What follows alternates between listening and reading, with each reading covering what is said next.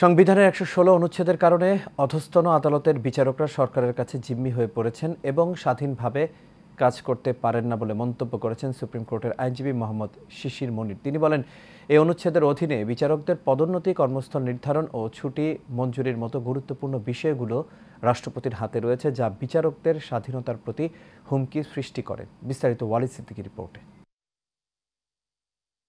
হাইকোর্টের বিচারপতি ফারাহ মাহবুব ও বিচারপতি দেবাশিস রায় চৌধুরীর বেঞ্চে এই রিট আবেদনের শুনানি হয়। শুনানিতে শিশির মনির বলেন, ১১৬ অনুচ্ছেদ বিচারকদের স্বাধীনভাবে দায়িত্ব পালনে বাধা সৃষ্টি করে। আমরা এই ১১৬ অনুচ্ছেদকে চ্যালেঞ্জ করে রিট আবেদন দায়ের করেছিলাম। আজকে সেই রিট আবেদনের শুনানি হয়েছে। আমাদের পক্ষ থেকে আমরা সাবমিশন রেখেছি, ১১৬ অনুচ্ছেদ সংবিধানের মাধ্যমে বিচার বিভাগীয় স্বাধীনতা প্রতিষ্ঠার ক্ষেত্রে একটি বড় বাধা। তিনি আরও বলেন, ১১৬ অনুচ্ছেদের কারণে বিচার বিভাগের জন্য পৃথক সচিবালয় গঠনের প্রক্রিয়া স্থবির হয়ে গেছে।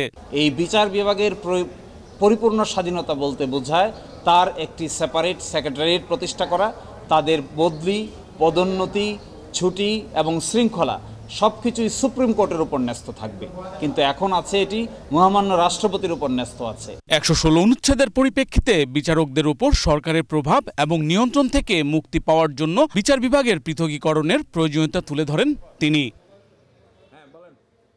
Walid Siddiqui, Asian television, Dhaka.